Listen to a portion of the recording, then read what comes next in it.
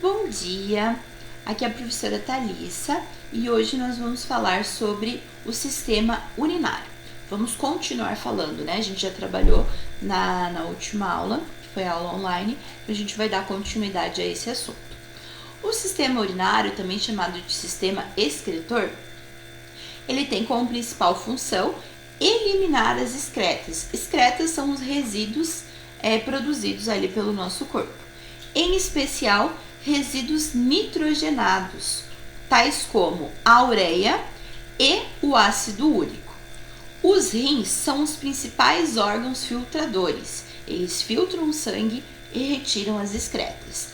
Também cabe aos rins a tarefa de regular aspectos físico-químicos do sangue, como pH, então a acidez do sangue, o grau de salinidade, a concentração de sais e também a pressão. A pressão osmótica seria a pressão ali que está sendo exercida sobre os vasos sanguíneos. O sistema urinário, ele é composto por 2 rins, como se fosse um tubo coletor que é chamado de ureter, a bexiga que vai armazenar a urina e um canal que é chamado de uretra.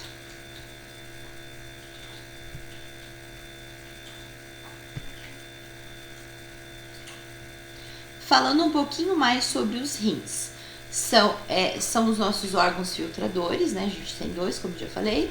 Eles estão localizados na região posterior do abdômen, então é aqui atrás, né, nas costas. Os 2 rins têm cada um tem cerca de 11 centímetros de comprimento e eles são capazes de filtrar até 1,3 litros de sangue por minuto. O sangue, ele entra no rim através das artérias renais e deixa o rim através das veias renais. Cerca desse 1,3 litros que é filtrado por minuto, cerca de 1 ml de urina vai ser formado. Então, olha só, ele vai filtrar 1,3 litros por minuto. E aí, desse filtrado, forma-se 1 ml de urina por minuto. E aí, essa urina vai ser conduzida através do ureter até a bexiga, onde ficará armazenado, né? A gente pode armazenar em média ali 350 ml, que uma bexiga consegue armazenar, e depois a gente vai eliminar para o meio externo através desse canal que é a uretra. Um adulto saudável produz em média entre 500 a 500 ml, né, meio litro, a 2 litros de urina por dia. Claro que isso vai depender da quantidade de água que você ingere.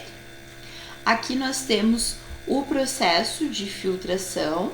Então, olha só, o sangue chega através da artéria, né? Chega sangue arterial sendo filtrado e sai através da veia renal. E o excesso ali, né, de excretas vai ser removido por esse tubo, que vai ser conduzido por esse tubo, né, que é o ureter, até a bexiga, que é aqui onde vai ocorrer a formação da urina.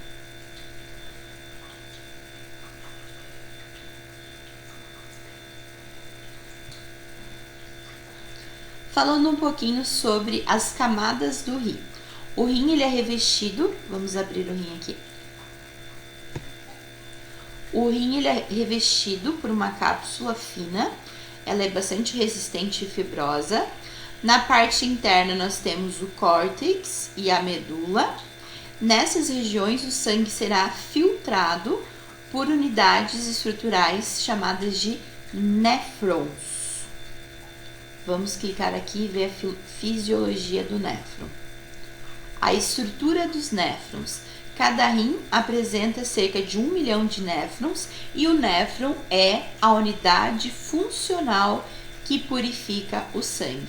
Então, a unidade que vai filtrar o sangue é o néfron. E existe cada rim, né, tem cerca de 1 milhão deles. Então, olha só, aqui a gente fez um corte no rim, justamente para mostrar essa estrutura.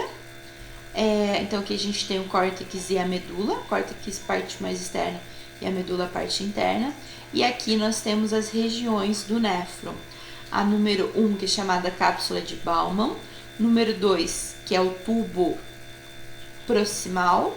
Número 3, que é a alça de Henle. Número 4 é o tubo contorcido distal. E o número 5, que é o ducto coletor. Então, essas são as regiões que formam o néfron, que é o responsável pela filtração do sangue. Deixa eu voltar aqui. A urina formada a partir da atividade dos néfrons, ela converge para cálices renais, que por sua vez, deixa eu abrir o rim aqui novamente. Então, olha só, ela é formada, aí ela vem, né, para esse cálice renal, que vai conduzir a urina até o ureter e do ureter até a bexiga. Então, muitas vezes, se a pessoa tem uma ingestão muito rica em sais, né, pode formar os cálculos renais. Então, devido a esse processo de filtração, ele vai filtrar e vai acabar retendo esses sais, né, que vai formar as famosas pedras no rim.